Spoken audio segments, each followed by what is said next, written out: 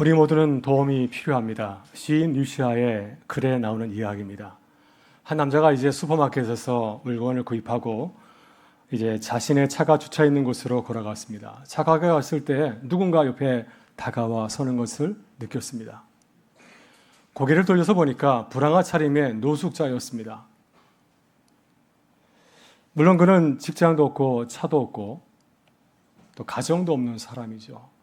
나에게 뭔가를 돈을 달라고 하는가 보다라고 생각했는데 뜻밖의 그가 이렇게 말하였습니다. 차가 아주 멋지네요. 그래서 감사합니다. 그러나서 혹시 도움이 필요하냐고 물었습니다. 그랬더니 노숙자가 뜻밖의 말을 하였는데 평생 잊을 수 없는 말이었습니다. 누구나 공감할 수 있는 말이었습니다. 우리 모두 다 그렇지 않은가요? 우리 모두 다 도움이 필요하지 않습니까? 나만 도움이 필요한 것이 아니라 우리 모두가 다 도움이 필요하지 않습니까? 그 말을 듣고 이 남자는 중요한 사실을 깨달았습니다. 나도 도움이 필요하구나. 나는 차도 있고 집도 있고 가정도 있지만 나도 도움이 필요하다는 사실을 부인할 수가 없었습니다. 그래서 그 말에 감동이 되어서 이 사람은 자신의 지갑을 열어서 가진 돈을 다 그에게 주었습니다. 그에게는 당장 먹을 것과 또 오늘 밤 잘 수 있는 곳이 필요하게 그에게 필요한 것을 준 겁니다. 여러분, 이 노숙자를 어떻게 생각하시나요? 사람의 동정을 살 수 있는 불쌍한 사람처럼 보이지만은 이 노숙자는 인생에 매우 중요한 진리를 깨닫고 있습니다. 우리는 모두 도움이 필요한 존재입니다. 교만한 사람은 나는 도움이 필요하지 않다 말할지 모르겠습니다. 그러나 겸손한 사람은 나는 다른 사람의 도움이 없이는 살아갈 수 없다 하는 사실을 깨닫고 늘 하루하루를 살아가지 않습니까? 저는 이 글을 읽고 크게 감동하였습니다. 그렇구나. 우리는 도움이 필요하구나. 혹시 우리 가운데서 도움이 필요 없다라고 말할 수 있는 분이 모르겠지만 그러나 살아가다 보면은 우린 도움이 필요하지 않습니까? 어렸을 때는 부모의 도움이 필요하고 또 우리의 몸이 아프게 되면 의사의 돌봄이 정말 필요하죠. 또 우리가 삶에 낙심이 되거나 절망하게 될 때에는 가까운 가족이나 친구의 따뜻한 말 한마디가 정말 필요합니다. 나이가 들어가면 누가 필요한가요? 자녀가 필요합니다. 그래서 우리는 다른 사람의 도움이 없이는 살아갈 수 없는 존재입니다. 만일 누군가의 도움이 필요한 존재라는 사실을 깨닫는다면 우린 다음 질문으로 넘어가야 됩니다. 그렇다면 우리는 도움이 필요한 위기의 순간에 누굴 의지하시나요? 우리가 살아가면서 만나는 위기의 순간은 누구에게 도움을 청해야 하는지를 테스트하는 시험의 자리입니다. 우리는 어려운 위기의 순간에 누구에게 찾아가서 도움을 청하십니까? 이 질문에 대한 우리의 대답이 무척 중요합니다. 왜냐하면 누구에게 도움을 청하냐에 따라서 우리의 삶이 완전히 달라지기 때문이죠. 정말 도움을 줄 수 있는 사람을 만나서 도움을 청한다면 내게 정말 필요한 것을 얻을 수가 있지만 나에게 아무것도 줄 수 없는 자에게 가서 도움을 구한다고 한다면 괜한 시간과 또 돈을 낭비할 수 있고 또 헛수고에 그칠 수가 있습니다. 그래서 우리가 어려울 때 누구를 찾아가서 도움을 청하느냐가 무척 중요합니다. 오늘 주신 말씀을 통해서 우리가 누구에게 가서 도움을 청해야 되는지를 함께 묻고 또 깨달을 수 있기를 바라고요. 또 우리를 새롭게 하시는 주님의 은혜를 함께 누릴 수 있기를 간절히 소망합니다. 오늘 본문은 엘리사 시대에 일어났던 한 역사적인 사건을 소개하고 있습니다. 이스라엘 왕 아합왕이 죽고 그의 아들 아하시아가 병이 들었을 때 이스라엘 속국이었던 주변 국가 아랍이 그만 이스라엘 배반하고 반란을 일으켰습니다. 그동안 모압은 이스라엘에게 조공을 바쳤습니다. 근데 이스라엘의 왕권이 약해진 틈을 타서 이제 반란을 일으켜서 독립을 이제 선포한 겁니다. 만일 모압을 그대로 둔다면 장차 이스라엘과 유다에게 큰 위협이 될 수 있습니다. 그래서 젊은 왕 여호람은 이제 모압과의 전쟁을 선포하고 전쟁을 준비합니다. 그리고 남유다 여호사밧에게도 이 사실을 알리고 도움을 요청하였습니다. 그래서 여호사밧은 기쁘게 이 온정에 참여하게 되었습니다. 왜냐하면 이 모압은 유다 나라에게도 큰 위협이 될 수 있는 아주 위험한 국가이기 때문입니다. 근데 이상하게도 요람과 여호사밧은 전쟁을 준비하면서도 중요한 한 가지를 하지 않았습니다. 하나님께 기도하지 않았습니다. 요람은 전쟁을 시작하면서 누구에게 도움을 청하였습니까? 자신보다 연장자이고 경험이 많은 남유다 여호사밧에게 이 전쟁을 어떻게 치를 것인지를 조언을 구하였습니다. 그랬더니 여호사밧은 전쟁의 전략을 얘기하고 있습니다. 우리가 예루살렘과 헤브론과 엘랏을 떠나서 에돔의 강약길로 가서 모압의 남쪽을 치게 되면 전쟁에 이길 수가 있다. 이렇게 해서 삼국이 모여서 이제 연합군을 구성하게 되었습니다. 북이스라엘과 남유다와 에돔, 이 삼국의 연합군이 이제 모압을 치러 가는 원장을 떠나게 되었습니다.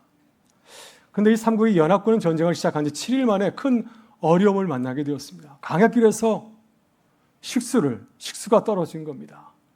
여러분, 삼국이 모였으니 얼마나 많은 군대일까요? 근데 군대와 가축을 먹일 수 있는 이 식수가 떨어지게 된 것입니다. 진퇴양난의 위기입니다. 앞으로 나갈 수도 없고 뒤로 도망칠 수도 없습니다. 자칫하면은 이 연합군은 전쟁을 시작하기도 전에 광야에서 자멸할 수 있는 이러한 절체절명의 상황을 맞이하였습니다. 오늘 본문 9절은 이 상황을 이렇게 전하고 있습니다. 이스라엘 왕과 유다 왕과 에돔 왕이 가더니 길을 둘러간 지 7일에 군사와 따라가는 가축을 먹일 물이 없는지라. 여러분, 사람은 어려운 순간을 만나게 되면 무엇가 드러나죠? 신앙의 밑바닥이 드러날 수밖에 없습니다. 우리가 무엇을 믿고 의지하는지가 위기의 순간에 나타나지 않습니까? 내가 정말 하나님을 의지하고 살아가는지, 아니면 하나님을 믿지 아니하고 나를 믿든지, 아니면 세상을 따라가는지가 나타날 수밖에 없습니다. 그래서 위기의 순간은 우리 신앙의 상태를 늘 점검하고 시험하는 그런 자리입니다. 오늘 본문에서 왕들도 광야 위기상을 바라보면서 저마다 다르게 생각하고 반응을 하였습니다. 그래서 그들의 모습은 또한 우리들의 모습이기도 합니다. 우리는 어려움을 만나면 어떻게 반응하고 있으신가요? 오늘 위기의 상에서 보여준 왕들의 세 가지 모습을 함께 살펴보고 또 우리를 향하신 주의 말씀을 함께 경청하는 시간이 되기를 간절히 소망합니다. 여러분, 첫 번째 반응은 하나님을 비난하고 모든 책임을 하나님께 돌리는 태도입니다. 여러분, 이스라엘 왕 여호람은 누구의 아들인가요? 아합과 이세벨의 아들입니다. 하나님을 가장 멀리하고 우상을 숭배했던 아합과 이세벨의 아들입니다. 근데 그럼에도 불구하고 요람은 아합과 이세벨과 다른 모습을 보여주었습니다. 신앙이 있어 보입니다. 그가 하나님을 잘 믿고 따르는 것처럼 보입니다. 왜냐하면 본문 2절을 보게 되면 그는 그의 아버지 아합이 세웠던 바알의 주상을 철거하였기 때문입니다. 물론 이스라엘 전역에서 우상을 다 제거한 건 아니지만은 그래도 아버지 아합과는 다른 신앙의 길을 걸어간 것처럼 보입니다. 근데 오늘 본문에서 요람의 문제는 무엇인가요? 어려운 위기가 찾아왔을 때 그는 하나님을 찾질 않았습니다. 문제가 없을 때는 하나님을 잘 믿는 것처럼 보였는데 정작 어려운 위기가 찾아오게 되었을 때 그는 하나님을 원망하고 비난합니다. 모든 책임을 하나님께 돌렸습니다. 10절에서 요람이 하나님을 원망하며 이렇게 비난합니다. 이스라엘 왕이 이르되 슬프다. 여호와께서 이 세 왕을 불러 모아 모압의 산에 넘기려 하시는도다 하니. 아마 많은 사람들이 요람을 공감할 것입니다. 오늘 여러 어려움을 만나게 되면 하나님을 사랑하시나요? 네, 어려움을 만나면 하나님을 원망합니다. 저도 마찬가지입니다. 왜 하나님께서 나에게 어려움을 주시는가? 내가 얼마나 신앙생활을 잘하고 있는데 왜 우리 가정 가운데, 왜 나의 삶의 자리 가운데 이 어려움을 주시는가? 내 관점의 상황을 바라보면서 내 불편한 마음을 하나님께 토로하지 않습니까? 또 심지어 하나님께 크게 실망하여서 떠나는 자들도 있습니다. 혹시 우리 가운데 이런 원망하는 마음으로 예배를 드린 자가 있다면 주님의 크신 은혜가 함께하기를 간절히 소망합니다. 여러분의 생각을 우리가 충분히 이해할 수가 있습니다. 그럼 만일 우리가 요람과 같이 생각하고 행동한다면 누구에게 손해가 될까요? 하나님이 손해볼까요? 아니면 우리가 손해보겠습니까? 손해보는 사람은 하나님이 아니라 우리 자신입니다. 그러기에 마음이 아프고 힘들더라도 우리는 어떻게 해야 되겠습니까? 이런 마음을 내려놓고 하나님을 바라보아야 됩니다. 오늘 본문에서 요람은 엘리사 선지자를 만났습니다. 13절을 보게 되면 엘리사와 요람이 나눈 대화가 나옵니다. 엘리사는 자신을 만나러 요람에게 이렇게 말하고 있습니다. 내가 당신과 무슨 상관이 있나이까? 당신의 부친의 선자들과 당신의 모친의 선자들에게 가소서. 당신은 하나님을 믿지 않으니 날 보지 말고 당신을 좋아하는 선자에 가서 당신의 얘기를 얘기하라는 것입니다. 그래서 요람이 이렇게 말하고 있습니다. 그렇지 아니하이다. 여호와께서 이 세 왕을 불러 모아 모압의 산에 넘기려 하나이다. 내 문제가 이렇게 어려우니 한번 들어보라는 그런 청을 하게 되죠. 그때 엘리사가 의미심장한 대답을 요람에게 던져주고 있습니다. 14절의 말씀입니다. 내가 섬기는 만군의 여호와께서 살아계심을 두고 맹세하노니 내가 만일 유다의 왕 여호사밧의 얼굴을 범이 아니면 그 앞에서 당신을 향하지도 아니하고 보지도 아니하였으리이다. 여러분, 엘리사는 요람에게 매우 중요한 얘기를 하고 있습니다. 그가 하나님을 원망하고 비방한다면 하나님의 말씀이 들리지 않을 것이라고 하는 것입니다. 여러분 한번 생각해 보세요. 내 마음속에 원망과 불평이 가득한다면 다른 사람의 말이 들리겠습니까? 주위에서 하는 조언이 들리겠습니까? 하물며 하나님의 말씀이 내 마음속에 들릴 리가 없습니다. 그러니 우리는 마음을 내려놓고 하나님의 은혜를 구해야 될 줄 믿습니다. 여러분 야고보 사도는 이렇게 요람처럼 비난하는 자들, 하나님을 바라보면서 원망하는 자들 향해서 이렇게 말씀을 합니다. 야고보서 1장 5절과 7절의 말씀입니다. 너희 중에 누구든지 지혜가 부족하거든 모든 사람에게 후히 주시고 꾸짖지 아니하시는 하나님께 구하라. 그리하면 주시리라. 오직 믿음으로 구하고 조금 더 의심하지 말라. 의심하는 자는 마치 바람에 밀려 요동하는 바다 물결 같으니 이런 사람은 무엇이든지 죽게 얻기를 생각하지 말라. 여러분 우리가 어려운 일을 만났을 때 가장 먼저 할 일이 무엇이겠습니까? 어려운 일을 만났을 때 우리가 할 일은 하나님을 원망하는 것을 내려놓는 것입니다. 원망하는 마음을 내려놓고 실망한 마음, 그 불편한 마음을 내려놓고 하나님을 바라보면서 나아가야 됩니다. 그럴 때 주님께서 주시는 기쁨을 회복하게 될 줄 믿습니다. 그래서 원망이 기쁨으로 변하는 주님의 은혜가 함께하기를 간절히 소망합니다. 두 번째 반응은 자신의 생각대로 판단하고 세상의 방법을 따르는 태도입니다. 여러분 이번에는 우리의 시선을 돌려서 이제 모압 왕을 한번 살펴보기를 원합니다. 이런 모압 왕 메사는 이스라엘 배반하고 반란을 일으켜서 전쟁을 일으키게 한 그 주범이기도 합니다. 그는 어떤 어려운 위기상을 만나게 되었습니까? 자신이 만난 위기상을 바라보면서 어떻게 생각하고 또 행동하였습니까? 본문 21절 이하를 보게 되면 모압의 상을 소개하고 있습니다. 모압 왕은 이 전쟁의 상을 잘못 오판해서 큰 위기에 처하게 되었습니다. 우리가 조금 전에 나눈 것처럼 이스라엘과 유다와 에돔 연합군은 광야에서 물이 떨어져서 큰 위기를 만나게 되지 않았습니까? 그 과정을 잠깐 생략하고 결과만 말씀드리면 하나님께서 이스라엘과 유다와 에돔 군에게 개천을 파괴해서 골짜기에서 개천을 파괴해서 샘이 솟게 하는 놀라운 기적이 일어나게 하였습니다. 그래서 이스라엘은 이제 이 위기의 상을 잘 회복하고 이 전쟁을 치를 수 있는 모든 준비를 갖추게 되었습니다. 그러나 이 모든 상을 모압 사람은 전혀 알지 못하지 않겠습니까? 아침에 일어나서 모압 사람들이 이제 이스라엘과 유다의 이 연합군이 주둔한 그 진지를 바라보니 해가 물 위로 떠오르는 것을 보게 되었습니다. 근데 햇빛에 반사된 물이 마치 빛처럼 붉게 보였습니다. 그 붉은 빛을 바라보면서 모압 사람들은 이렇게 생각하였습니다. 아, 연합군들이 4분 일어났구나. 서로 싸우고 죽이고 피바다가 되었구나. 저들이 모두 죽었겠다. 이렇게 생각하고 그들을 노력하러 가기로 마음을 정한 것입니다. 그래서 이 모압 사람들이 군대와 함께 다 몰려가게 되었습니다. 그러자 이스라엘군과 이 유다의 연합군이 일어나서 모압 사람들을 닥치는 대로 죽였습니다. 그래서 모압 사람들이 깜짝 놀라가지고 다 도망치지 않았겠습니까? 그러자 이 연합군이 그들을 추격하고 그들을 공격하게 되었습니다.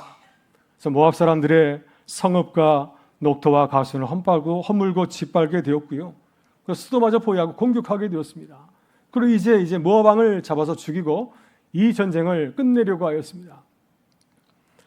본문 20절을 보게 되면 모압 왕은 이 전세를 역전하기 위해서 모든 수단과 방법을 강구하게 됩니다. 먼저 그는 한번 자신의 군대를 한번 살펴보았습니다. 그러니 아직도 700명의 칼을 잘 쓰는 군인들이 있는 겁니다. 그래서 그들을 통하여서 적진을 돌파하려고 했지만은 실패에 돌아가고 말았습니다. 그러자 마지막으로 모압 왕은 극단적인 최후의 방법을 사용하게 됩니다. 어떤 방법을 사용하게 되었습니까? 자신을 이어서 왕이 될 마다들을 죽이고 성벽 위에서 그들의 신에게 제물로 바쳤습니다. 당시 모압 왕의 묘비를 보게 되면 이런 내용이 나옵니다. 모압 사람들은 어려운 재난이 일어나게 되면 그 모든 것을 그들의 신의 분노로 보았습니다. 그래서 모압 왕은 자신의 아들을 희생제사 드리면 자신이 믿는 그 금오스니 신이 분노를 풀 것이다 이렇게 생각하고 자신의 아들을 죽여서 희생제사를 드리는 이 극단적인 방법을 사용한 것입니다. 오늘 우리는 이 모압 왕의 모습을 야만스럽게 생각할 것입니다. 뭐 저런 사람이 다 있는가? 우리 가운데는 그런 사람이 없기 때문에 우리와는 아무런 상관이 없는 사람처럼 모압 왕을 생각할 줄 모릅니다. 그럼 모압 왕이 위기를 맞이해서 스스로 판단하고 행동했던 모습은 우리의 자상이기도 합니다. 여러분, 우리도 위기가 찾아오면 어떻게 하나요? 위기가 찾아오게 되면, 어려운 일을 만나게 되면 우리 힘으로 위기를 해결하고 애를 쓰지 않습니까? 그러나 우리 모든 노력을 다하고도 문제가 해결되지 않으면 어떻게 하죠? 이 모방처럼 세상의 방법을 따르기도 하고 또 그리고 극단적인 방법을 취하기도 합니다. 자신을 희생하는 방법을 취하기도 합니다. 오늘 주는 모아방의 모습을 통해서 우리의 모습을 돌아보고 우리의 부족함을 깨닫게 하십니다. 여러분, 만일 내 방법과 내 방식으로 모든 것을 해결하려고 한다면 그 결과가 어떻게 될까요? 우리도 모아방처럼 세상의 길을 따르는 어리석은 자로 전락할 수밖에 없습니다. 그래서 우리는 어려움을 만났을 때 우리 힘으로 도저히 감당할 수 없는 위기의 상을 만나게 되었을 때 어떻게 해야 될까요? 오직 살아계신 하나님을 바라보고 나아가야 될 줄 믿습니다. 우리는 문제를 해결할 수 없지만 우리 하나님께서는 모든 것을 가능하게 하시는 전능하신 분이기 때문입니다. 여러분, 아직도 내 힘과 능력으로 문제를 해결하려고 하는 분이 있다고 한다면 이제는 나를 내려놓으실 수 있기를 바랍니다. 나의 모습을 내려놓고 하나님을 의지하고 주님의 은혜를 사모하실 수 있기를 바랍니다. 주님이 주시는 참 평화와 기쁨을 누리고 다시 시작하는 은혜가 함께하기를 주의 이름으로 축원합니다. 여러분, 세 번째 반응은 하나님께 돌아와서 하나님의 뜻을 묻는 태도입니다.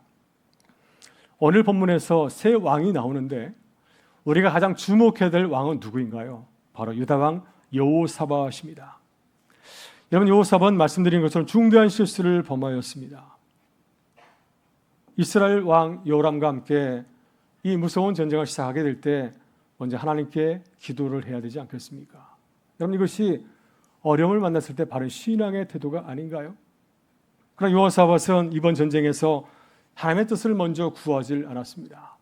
자신의 지식, 자신의 경험을 따랐습니다. 그래서 요람이 자신에게 조언을 구했을 때 이렇게 하면 전쟁에 이길 수 있습니다. 에돔의 광야길로 내려가서 모압의 아래쪽을 치게 되면 얼마든 전쟁에 승리할 수가 있습니다. 자신의 방법대로 자신의 경험대로 전쟁을 시작하였다가 절망적인 위기의 상을 맞이하게 되었습니다. 그 위기의 상을 맞이하게 되었을 때 강에서 오도 가도 못하고 물이 떨어지는 이 비극적인 상을 맞이하게 됐을 때 비로소 그는 자신의 중대한 실수를 깨닫게 되었을 것입니다. 그리고 오래전에 그가 경험하였던 아람과의 전쟁이 생각났을 겁니다. 여러분, 열왕기상 22장을 보게 되면 아합 왕은 아람에게 빼앗긴 길랄 라못을 회복하려고 전쟁을 일으키게 되었습니다. 그리고 아합은 여호수아에게 도움을 청하였습니다. 함께 잃어버린 영토를 다시 되찾자고 도움을 청하였을 때 여호사밧은 한 가지 조건을 내걸고 있습니다. 먼저 전쟁을 하기 전에 하나님의 뜻을 묻고 확인하자고 하는 겁니다. 그래서 많은 예언자들에게 하나님의 뜻을 구하였습니다. 400명의 아합의 예언자들은 이 전쟁에서 우리가 승리할 것이라고 확신하고 장담하였습니다. 그러나 여호사밧은 대충 하나님의 뜻을 구한 것이 아니라 정말 하나님의 뜻이 무엇인지를 알기로 하였습니다. 그래서 아합이 싫어하는 미가야 선지자를 찾아가서 그를 만나서 그 예언을 듣게 되었습니다. 여러분, 미가야 선지자는 진실하게 하나님의 뜻을 전하지 않았습니까? 그가 어떤 말씀을 전하였습니까? 이 전쟁에서 아합의 군대는 멸망해서 흩어지게 될 것입니다. 그리고 당신은 죽게 될 것입니다. 하나님께서는 아합에게 목숨을 살릴 수 있는 기회를 주었지만 아합이 이 사실을 무시하고 전쟁을 시작하게 되었을 때 그는 소중한 목숨을 잃게 되었습니다. 선지자 미가의 예언대로 이스라엘 군대는 아람과의 전쟁에서 크게 피하게 되었고요.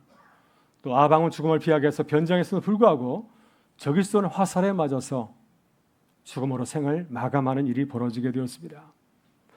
그럼 여호사밧은 이 광야길에서 전쟁을 하다가 물이 떨어지는 이 위기상을 만나게 되었을 때 아람과의 전쟁이 생각났을 것입니다. 그래서 늦었지만 하나님의 뜻을 알기를 원하였습니다. 11절과 12절의 말씀은 이 여호사밧의 모습을 이렇게 증거하고 있습니다. 여호사밧이 이르되 우리가 여호와께 물을 만한 여호와의 서자가 여기 없느냐 하는지라.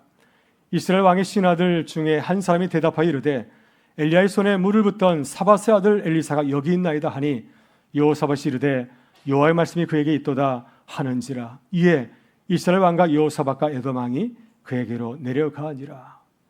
여러분, 여호사밧은 늦었지만은 하나님의 뜻을 듣기를 원하였습니다. 하나님의 뜻을 말씀해 줄 수 있는 선자를 원하였습니다.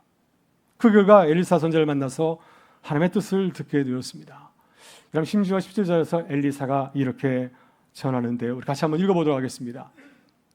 그가 이르되 여호와의 말씀이 이 골짜기에 개천을 많이 바라 하셨나이다. 여호와께서 이르시기를 너희가 바람도 보지 못하고 비도 보지 못하되 이 골짜기에 물이 가득하며 너희와 너희 가축과 짐승이 마시리라 하셨나이다. 아멘. 네, 여호수아서는 늦었지만 엘리사의 말씀을 듣고 하나님의 뜻을 알게 되었습니다. 그 말씀에 순종하게 될 때 골짜기에서 개천을 파게 될 물이 솟아서 이 위기상을 극복할 수 있었고 전쟁에서 승리를 거두는 기쁨을 누릴 수 있었습니다. 오늘 여호사밧의 모습은 어려운 위기를 극복하는 신앙의 모습을 보여주고 있습니다. 아무리 상황이 힘들고 어렵다 할지라도 하나님을 찾고 구하게 될 때 주님께서 우리에게 큰 기쁨을 더하여 주실 줄 믿습니다. 여러분, 예수님께서는 사마리아 성에서 한 여인을 만났을 때 이 여인은 어떠했습니까? 정말 어려운 삶의 자리 가운데 놓여 있었습니다. 뜨거운 여름 한낮에 아무도 없는 우물가에 홀로 물을 길어 나오지 않았습니까?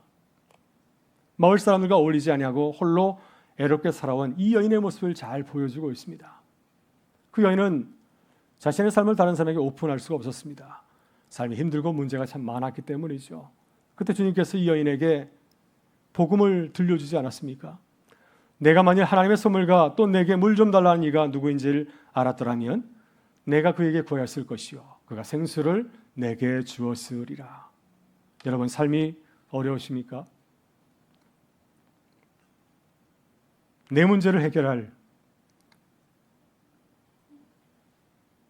길이 없으신가요?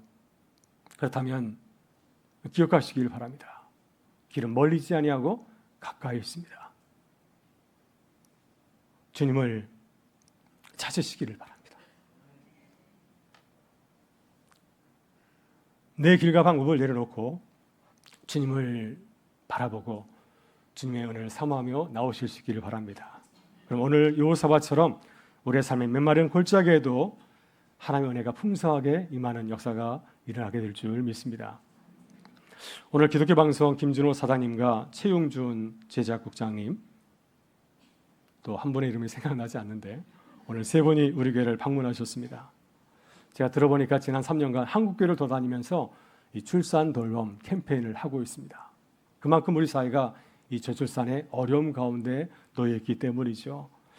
여러분 요즘은 저출산이라 하지 아니하고 초저출산이라고 말하고 있습니다. 저출산 앞에 초자를 붙여서 초저출산이라고 말하는 것은 그만큼 우리의 사회가 힘들고 어렵기 때문이고요. 인구 절벽의 위기 상황에서 달려가고 있기 때문입니다.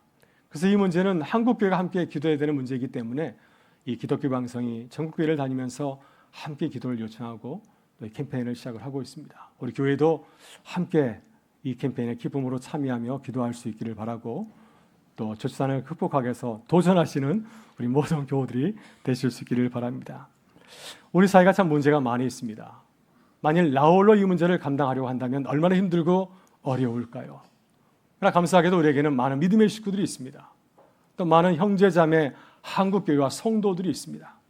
우리가 함께 하나님을 바라보며 기도한다면 주님과 함께 문제를 풀어갈 수 있고 또 주님께 기도하게 될 때 주님께서 우리에게 놀라운 길로 또 도움의 길로 인도하실 줄 믿습니다. 오늘 설교의 제목을 기억하실 수 있기를 바랍니다. 우리 함께 고백하겠습니다. 하나님께 답이 있습니다. 하나님께 답이 있습니다. 한 번 더 고백하겠습니다. 하나님께 답이 있습니다. 하나님께 답이 있습니다.